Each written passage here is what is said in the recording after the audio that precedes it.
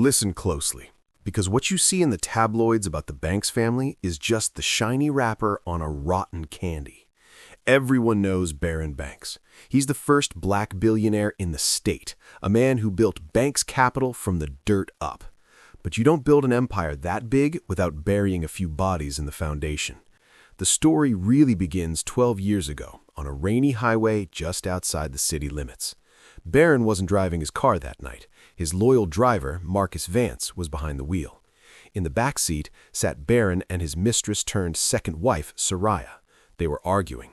Soraya, a woman whose ambition made Lady Macbeth look like a kindergarten teacher, wanted Baron's first wife out of the picture. She wanted the crown. That night, a freak accident occurred. A truck slammed into the sedan. Marcus Vance, the driver, was killed instantly.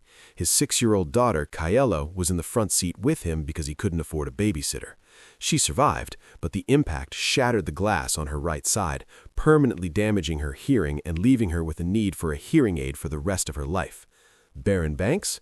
He walked away with a scratch. He paid off the police, hushed up the investigation, and left the Vance family with nothing but a funeral bill.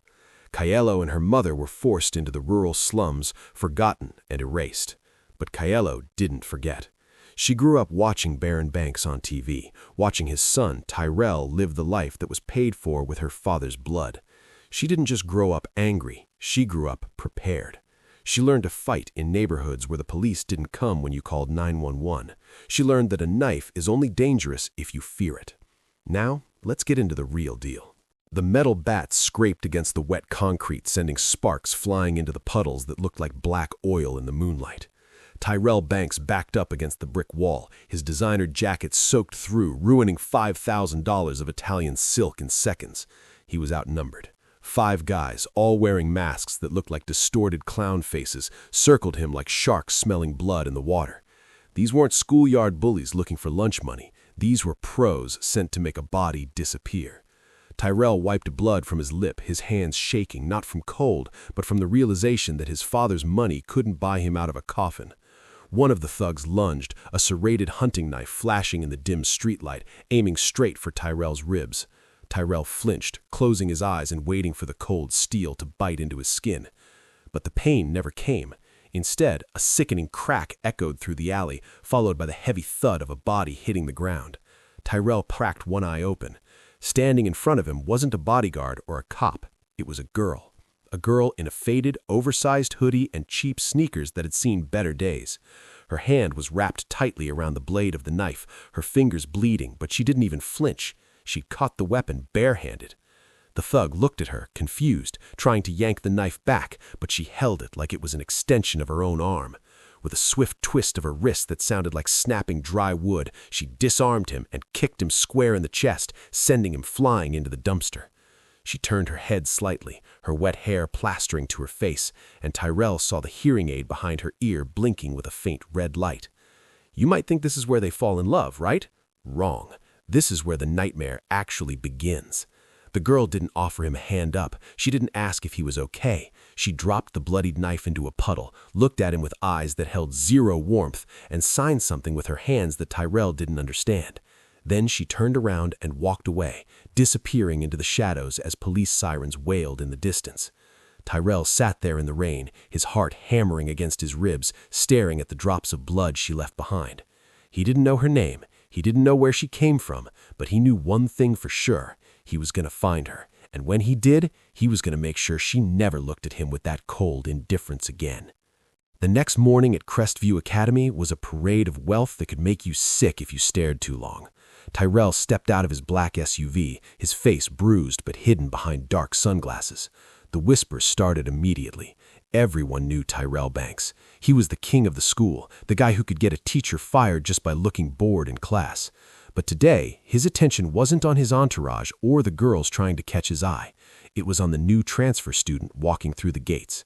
She was wearing a uniform that was 2 sizes too large, and her backpack looked like it came from a thrift store bargain bin. It was her, the girl in the alley, Kaelo Vance. If you enjoy stories where the underdog flips the script on the elite, do yourself a favor and hit that subscribe button right now, because this is your go-to channel for the wildest drama channel on YouTube. Trust me, you don't want to miss what happens when these two worlds collide. Tyrell watched from the balcony as the school's queen bee, Veda, intercepted Kyelo in the hallway. Veda was the type of girl who thought kindness was a weakness and poverty was a contagious disease. She blocked Kyelo's path, sneering at the hearing aid visible as Kyelo tucked her hair behind her ear. Veda said something sharp, her lips moving in that mocking way, and the crowd laughed. Tyrell expected Kyelo to cry or run or maybe even fight back like she did in the alley. But she did nothing. She just stared at Veda with a blank expression, tapped her hearing aid as if it was off, and walked right past her. The disrespect was loud. Veda's face turned a shade of red that clashed with her lipstick. Tyrell felt a smirk tugging at the corner of his bruised lip. She wasn't deaf. She was ignoring them. Later that afternoon, the rumor mill was spinning so fast it was about to catch fire. People were saying Kyelo was a charity case, a mute, or maybe even a criminal hiding out. Tyrell found her behind the gymnasium, sitting on a rusted equipment box. She wasn't studying. She was smoking a cigarette with a level of expertise that no high schooler should have. The smoke curled around her face, softening the sharp angles of her jaw. Tyrell approached her, tossing his sunglasses onto the grass. He expected her to jump, but she didn't even look up. She took a long drag, exhaled slowly, and then finally turned those dark, unreadable eyes towards Tyrell. "You're smoking Marlboros," Tyrell said, kicking the dirt near her sneaker. "That's trashy, even for a girl from the sticks." He was trying to provoke her, trying to see the fighter from the night before. Kyelo just looked at the cigarette, then flicked the ash in his direction. "And you're standing in my light," she said, her voice raspy and deeper than he expected. "Move." Tyrell froze. Nobody told him to move. Nobody. He stepped closer, invading her personal space, looming over her to use his height as intimidation. "Do you know who I am?" he asked, the standard line of a boy who never had to earn anything. Kyelo stood up, and even though she was shorter, she didn't back down an inch. She blew smoke directly into his face. "Yeah," she whispered, "you're the boy who almost died crying in an alley last night. Want a medal?" The tension between them was thick enough to choke on. Tyrell grabbed her wrist, the same one she had used to catch the knife. He saw the bandage wrapped around her palm. "Who were you working for?" he demanded, his voice dropping low. "My stepmother? Did she hire you to stage a rescue so I'd trust you?" It was a paranoid thought, but in the Banks family, paranoia was a survival trait. Kyelo laughed, a dry, humorless sound. "If I was working for her, you'd be dead. I'm just a girl trying to finish high school without punching a rich kid in the throat. Don't make me fail my goal on day one." She yanked her hand back, grabbed her bag, and walked away, leaving Tyrell standing there smelling like cheap tobacco and expensive cologne, completely bewildered. Kyelo excelling in class while pretending to be asleep, Tyrell watching her from the back of the room. A week later, the school announced the mandatory field trip to the Underground Palace, a massive karaoke and club complex owned by one of the board members. It was the kind of place where high schoolers pretended to be adults, drinking overpriced juice that looked like cocktails. Kyelo wasn't going to go, but Veda and her crew had stolen her textbooks and said she could get them back at the club. It was a trap, obviously. A blind dog could see it was a trap, but books cost money, and Kyelo didn't have money to burn. She showed up wearing a simple black dress that she probably bought at a discount store, but on her it looked like couture. The moment she walked into the VIP room, the music seemed to stop for a second. She didn't look like the scholarship kid anymore. She looked dangerous. Tyrell was sitting in the corner, surrounded by sycophants, looking miserable. It was his birthday, supposedly, but nobody cared about him. They cared about the open tab. When Kyelo walked in, Tyrell sat up straighter. Veda saw this and immediately decided to mark her territory. She grabbed a microphone. "Hey everyone, look who decided to crash the party. It's the mute." The room erupted in laughter. Veda walked over to Kyelo, holding a glass of red wine. "You must be thirsty after walking all the way here from the slums," she said, and with a feigned stumble, she threw the wine all over Kyelo's dress. The room went silent. Everyone waited for the reaction. Tyrell stood up, ready to intervene, but Kyelo beat him to it. She didn't scream, she didn't cry. She calmly picked up a bottle of champagne from the nearest table, a bottle worth more than her rent, shook it violently, and popped the cork directly into Veda's forehead. Foam exploded everywhere, drenching Veda from head to toe. "Oops," Kyelo said, her face completely deadpan. "I slipped." Tyrell burst out laughing. It was the first genuine laugh he had released in years. He walked over, took off his suit jacket, and draped it over Kyelo's wine-stained shoulders. "Happy birthday to me," he said, staring Veda down until she ran out of the room crying. "Best gift ever." But the night wasn't over. As they left the club, a group of older guys from the local vocational school cornered them. These were Veda's older cousins looking for payback. They grabbed Kyelo's hearing aid, ripping it from her ear. "What's this? A toy?" the leader sneered, holding it above his head. Kyelo's hand flew to her ear, her balance wavering instantly. Without the device, the world was a muffled, disorienting mess of vibrations. She stumbled, and the guy shoved her hard. That was the moment Tyrell Banks snapped. He didn't fight like a trained martial artist. He fought like a wild animal protecting its mate. He tackled the leader, fists flying, ignoring the blows landing on his own back. It was a chaotic mess of limbs and shouting. Tyrell took a heavy kick to the ribs, but didn't let go until he had the hearing aid back in his hand. He crawled over to Kyelo, who was leaning against the lamppost, looking dizzy. His face was bloody again, his nose definitely broken this time. He gently placed the device back into her ear. "Can you hear me?" he asked, breathless. Kyelo adjusted the volume, her eyes widening as the sound of the city rushed back in. She looked at Tyrell's battered face. "You're an idiot," she said softly. "You risked your life for a piece of plastic." Tyrell grinned, blood staining his teeth. "It's important to you, so it's important to me." The fight had consequences. Tyrell collapsed an hour later, not from the punches, but from a raging fever that had been spiking all day. He was rushed to the private wing of City General. Kyelo shouldn't have gone. She should have gone home. But she found herself sitting in the uncomfortable plastic chair next to his bed as the doctors ran tests. The diagnosis was strange. His immune system was crashing, aggravated by the physical trauma. They said he needed rest and constant monitoring. His stepmother, Soraya, showed up for exactly 5 minutes, wearing sunglasses indoors and complaining about the smell of disinfectant. She looked at Tyrell's unconscious body, checked her watch, and told the nurse to call her if he dies before leaving for a spa appointment. Kyelo watched this interaction with a burning rage in her chest.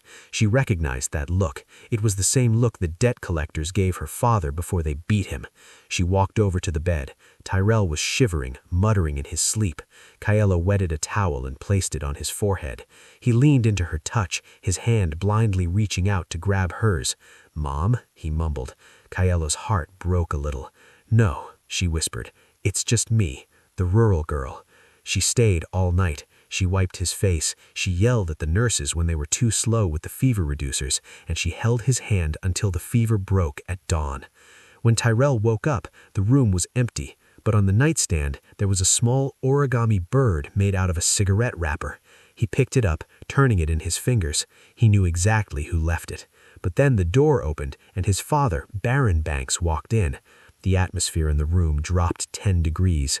Baron didn't ask how Tyrell was. He tossed a manila folder on the bed. "The girl," Baron said, his voice like grinding gravel. "Kyelo Vance. Do you know who she is?" Tyrell frowned, reaching for the folder. "She's a student, Dad. She helped me." Baron laughed, a cold, sharp sound. "She is the daughter of the woman who destroyed my first marriage. Her mother is the reason your mother drove her car off a bridge." The air left the room. Tyrell opened the folder. Photos. Old photos of Baron and a woman who looked exactly like Kyelo, but older. And then a birth certificate. Kyelo's birth certificate. The father's name was blank, but the dates lined up perfectly with the affair Baron had years ago. "She is your sister," Baron lied smoothly, planting the seed of poison that Soraya had cooked up. "Or at least she might be. We need a DNA test. Until then, you stay away from her, unless you want to commit incest." Tyrell felt like he was going to vomit. The girl he was falling for, his sister? It was the ultimate betrayal. 4 years. That's how long they spent apart. Tyrell transferred to a boarding school in Europe immediately after the hospital incident. Kaelo stayed behind, worked 3 jobs, and clawed her way into Capital University on a full academic scholarship. She was studying law now, determined to find the truth about her father's death, which she suspected was linked to Banks' capital. She hadn't heard from Tyrell in years. She told herself she didn't care. She told herself he was just a spoiled rich boy who got bored of his slum tourism. But she still kept the origami bird he had sent back to her in a box under her bed. Then came the welcome gala. Kaelo was working as a server to make extra cash. She was carrying a tray of champagne flutes through the crowded ballroom when the room went silent. The double doors opened, and a man walked in. He was taller now, broader, wearing a suit that cost more than her entire education. His jaw was sharper, his eyes colder. It was Tyrell. He was the guest of honor, the newly appointed director of operations for the Banks Group. He walked through the crowd like Moses parting the Red Sea, ignoring the women throwing themselves at him. He walked straight up to the bar where Kaelo was standing frozen. He looked at her, and for a second she saw the boy in the alley, but then the mask slammed down. "Champagne," he ordered, not even saying her name. Kaelo's hand shook as she poured the glass. She handed it to him. "Welcome back, Tyrell," she said quietly. He took the glass, took a sip, and then deliberately let it slip from his fingers. It shattered on the floor between them. "Oops," he said, mocking her words from years ago, his eyes full of icy hate. "Clean it up." The cruelty was so sharp it physically hurt. Kaelo knelt down to pick up the shards, cutting her finger. Tyrell watched her bleed, his face a mask of stone, but his hand twitching at his side as if fighting the urge to help her. She stood up, blood dripping from her finger, and looked him in the eye. "You owe me for the glass," she said calmly. He leaned in close, whispering in her ear, "I don't owe you anything, but if you want money, my room number is 808. Come beg for it." He walked away, leaving her trembling with rage. She wasn't going to beg. She was going to make him pay. She stormed up to room 808 an hour later, not to seduce him, but to throw the money for the glass in his face. She pounded on the door. It swung open. Tyrell was standing there, shirt unbuttoned, looking exhausted. Before she could scream, he pulled her inside and slammed the door against it, pinning her to it. "Why did you come?" he groaned, his voice breaking. "I told myself if you came, I wouldn't be able to stop." "Stop what?" Kaelo demanded, pushing him back. "Stop being a jerk?" Tyrell ran his hands through his hair. "Stop wanting you, even though it's wrong, even though it's sick." Kaelo was confused. "What are you talking about?" Tyrell grabbed her shoulders. "My father told me. You're my sister, Kaelo. We share blood." Kaelo stared at him for a long, silent minute, and then she started laughing. Hysterical, wild laughter. "Your father," she choked out, "is a liar. My father wasn't Baron Banks. My father was his driver, the man Baron had killed to keep him quiet about the illegal dumping sites." Tyrell froze. The world tilted on its axis. "What?" Kaelo pulled a locket from her neck. Inside was a picture of a man who looked nothing like Baron. "My dad was blackmailed by your stepmother. Baron isn't my father. He's the man who destroyed my family." The realization hit Tyrell like a freight train. The DNA test, the lies, it was all Soraya and Baron keeping them apart to protect the company's secrets. If Kaelo was just the driver's daughter, she was the threat to their reputation. If she was a secret sibling, she was a neutralized family shame. Armed with the truth, they formed a plan. The annual shareholders meeting was happening in 3 days. Baron was planning to announce his retirement and hand the company to Soraya, bypassing Tyrell entirely. Kaelo and Tyrell spent the next 72 hours in a cheap motel on the edge of town, not sleeping together, but working, hacking files, piecing together the old driver's logs, finding the evidence of the hit put out on Tyrell years ago. It was the ultimate bonding experience. They ate takeout, drank bad coffee, and fell in love for real this time, without the shadow of incest hanging over them. The meeting began with applause. Soraya stood at the head of the table, looking triumphant in a white suit. "I am honored to lead Banks Capital into the future," she began. The doors banged open. Tyrell walked in, Kaelo right beside him. "Sorry I'm late," Terrell said, buttoning his jacket, "but we have a few amendments to the agenda." Security moved to stop them, but Kalo moved faster. She disabled 2 guards with a fluid grace that silenced the room. The rural girl was a weapon. Terrell threw a stack of documents onto the table. "This is proof of embezzlement," he said, pointing to Soraya. "And this," he pointed to Baron, "is proof of conspiracy to commit murder against your own driver." The shareholders went wild. Soraya screamed, dropping her act. "He's lying! He's sick! That girl is a witch!" Baron stood up, his face purple. "You ungrateful brat! I gave you everything!" Terrell shook his head. "You gave me money. She," he pointed to Kalo, "gave me a life." The police arrived minutes later. Kalo had called them beforehand. As Soraya was dragged out in handcuffs, kicking and screaming about her designer shoes, Baron slumped in his chair, a defeated old man. Terrell looked at the board members. "I don't want the company," he announced. "I'm liquidating my shares. I'm starting over." He turned to Kalo. The room blurred into the background. It was just them. 6 months later, Kalo was packing up her dorm room. She was graduating early. A knock on the door. It was Terrell. He wasn't wearing a suit. He was wearing jeans and a t-shirt, looking younger, lighter. "I heard you're looking for a ride," he said, leaning against the doorframe. Kalo smiled, tossing her last bag onto the bed. "I only ride with people I trust." Terrell walked over, pulling a small velvet box from his pocket. He didn't get down on one knee. That was too cliché. He just held it out. Inside wasn't a diamond. It was a custom-made, gold-plated hearing aid encrusted with tiny sapphires. "I figured you needed an upgrade," he said softly, "and I need a partner. Not for business, for life." Kalo took the device, fitting it into her ear. "Is it expensive?" she asked, tears pricking her eyes. Terrell shrugged. "Cost me everything I had. I'm broke now. I hope you like Poor Guys." Kalo grabbed his collar and pulled him down for a kiss that tasted like victory. "I love Poor Guys," she whispered against his lips. "They try harder." And that, my friends, is how the rural girl didn't just win the CEO's heart, she stole it, broke it, fixed it, and kept it. If you cried, drop a broken heart emoji in the comments. If you cheered, hit that like button. And remember, sometimes the person you think is the villain is just a boy waiting to be saved. Thanks for watching. See you in the next drama.